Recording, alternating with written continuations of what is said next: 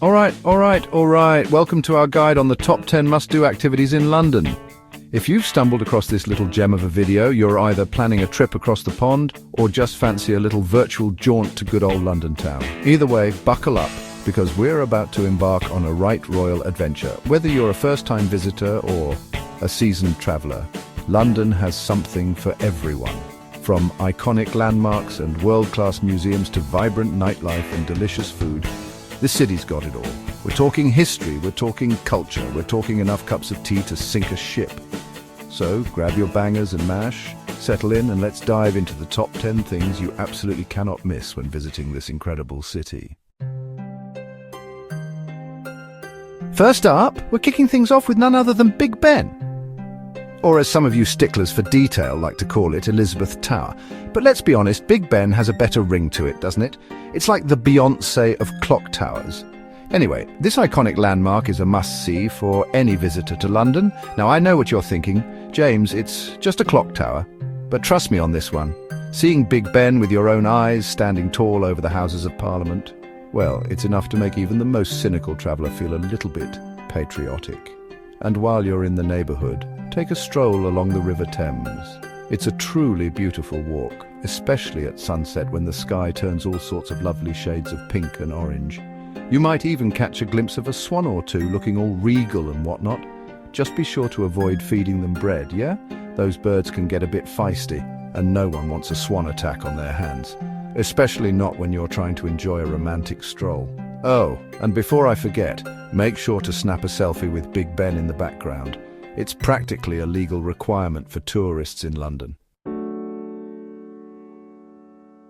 Next up, we're off to the British Museum, home to more artifacts than you can shake a stick at. And trust me, you wouldn't want to go shaking sticks in a museum. Those security guards take their jobs very seriously. This place is an absolute treasure trove of history and culture, with exhibits from all over the world. We're talking Egyptian mummies, ancient Greek statues, even the Rosetta Stone. Remember that thing from your history books? Yeah, it's right here, in the flesh, or should I say, in the stone. Now, I know what you're thinking. James, museums are boring, but listen, the British Museum is not your average dusty old museum. It's an adventure, a journey through time, a chance to geek out on all things historical.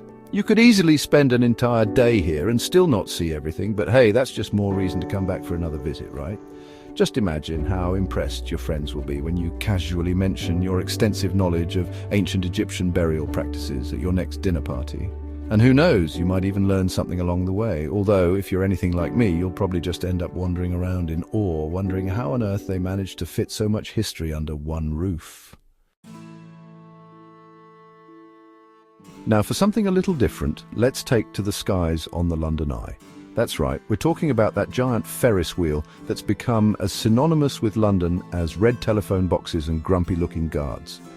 Now, I'll be honest, I'm not the biggest fan of heights. In fact, I get a bit wobbly just thinking about it. But even I have to admit, the view from the top of the London Eye is pretty spectacular. On a clear day, you can see for miles, taking in all the iconic landmarks like Buckingham Palace, the Shard, and even Wembley Stadium. If you squint really hard, it's enough to make you feel like you're on top of the world, or at least on top of London, which is basically the same thing, right? Now, I know what you're thinking, James, Ferris wheels are for kids, but listen, the London Eye is no ordinary Ferris wheel. It's an experience, a chance to see London from a whole new perspective, a great way to get over your fear of heights. Or maybe not. Either way, it's a must-do when visiting London. Just maybe pack a paper bag, just in case. All right, folks, it's time to put on your fancy pants and head to the West End, London's answer to Broadway. And trust me, when it comes to theatre, London knows how to put on a show. We're talking dazzling costumes, toe-tapping tunes, and enough drama to make even the most stoic Brit shed a tear. From classic musicals like Les Miserables and Phantom of the Opera to cutting-edge plays and hilarious comedies, there's something for everyone in this theatrical wonderland. Now, I know what you're thinking. James, theatre is expensive, and you're not wrong. But listen, experiencing a show in the West End is about more than just the performance itself. It's about the atmosphere, the history, the sheer magic of being transported to another world. for a few hours. Plus, where else are you going to see such talented performers belt their hearts out just a few feet away from you? It's enough to make you want to jump up on stage and join in yourself. Although, I wouldn't recommend it. Trust me, they don't take too kindly to stage crashes in the West End. Unless you're Hugh Jackman, of course. He can pretty much do whatever he wants. After all that excitement, let's take a break from the hustle and bustle and escape to the tranquility of Hyde Park. This sprawling green oasis in the heart of London is the perfect place to relax, unwind, and pretend you're in a Jane Austen novel. Picture this: you're strolling through the park, the sun is shining, birds are singing, and you stumble across a group of people having a civilized picnic. Next thing you know, you're sipping tea, nibbling on cucumber sandwiches, and discussing the latest literary masterpiece.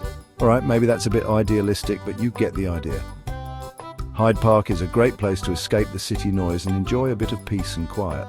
You can rent a boat and go for a leisurely paddle on the Serpentine, listen to a brass band play by the bandstand, or simply find a shady spot under a tree and watch the world go by.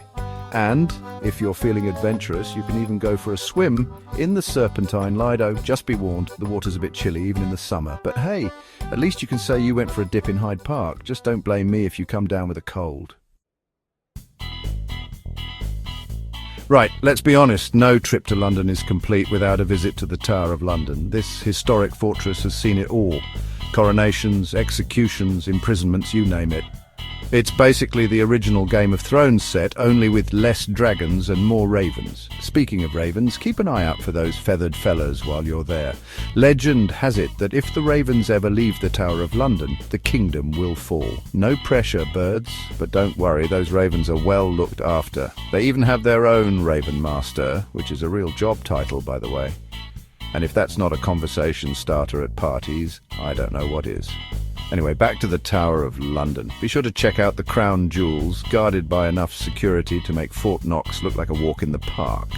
And if you're feeling brave, you can even take a tour of the Tower Dungeons, where you can learn all about the gruesome history of this fascinating place. Just don't blame me if you have nightmares about Anne Boleyn afterwards.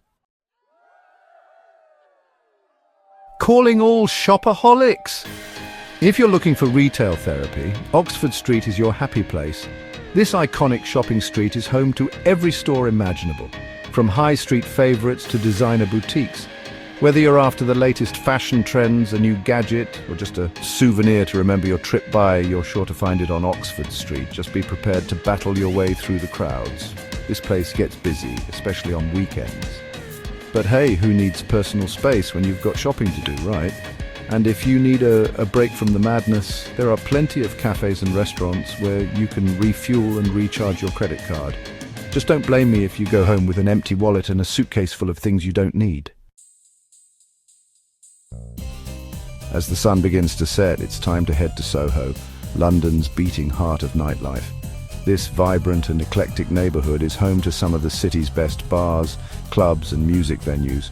Whether you're in the mood for a craft cocktail, a pint of real ale, or a night of dancing until dawn, Soho has something for everyone. Just be prepared for a bit of a squeeze, especially on weekends. This place gets packed. But hey, that's all part of the charm, right? And who knows, you might even bump into a celebrity or two. After all, Soho is a favourite haunt of the rich and famous. So put on your dancing shoes, grab your friends, and get ready for a night to remember, or maybe forget, depending on how many cocktails you have. Now, if you fancy escaping the city for a day, hop on a train and head to Windsor Castle, the largest and oldest occupied castle in the world. That's right, this place is fit for a queen, literally. Queen Elizabeth II herself uses Windsor Castle as one of her official residences, so you never know, you might even spot her walking her corgis. Although she probably doesn't do her own dog walking, but hey, a guy can dream, can't he? Anyway, Windsor Castle is a must-see for any history buff or royal enthusiast. You can explore the state apartments, marvel at the splendour of St. George's Chapel, and even witness the changing of the guard ceremony. And if you're feeling peckish, you can always grab a bite to eat at one of the many cafes and restaurants in the town of Windsor itself. Just be sure to try a Windsor bun while you're there. They're a local delicacy. Last but not least, no trip to London is complete without indulging in a spot of afternoon tea.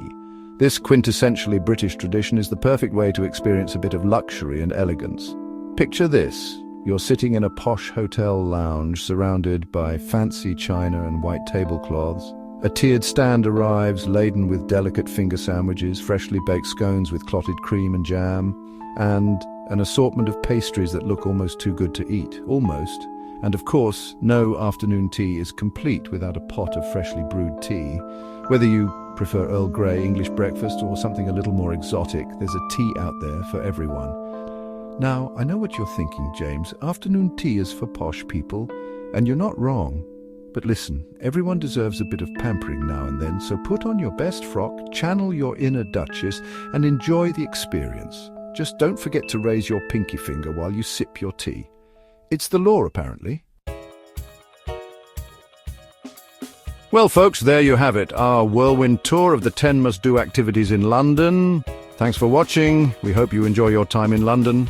From Big Ben to Buckingham Palace, from the British Museum to the bright lights of the West End, this city has something for everyone. So what are you waiting for? Book that trip, pack your bags, and get ready to experience the magic of London for yourself. And don't forget to like, comment, and subscribe for more travel tips and guides. We'll see you on the next adventure. Cheers.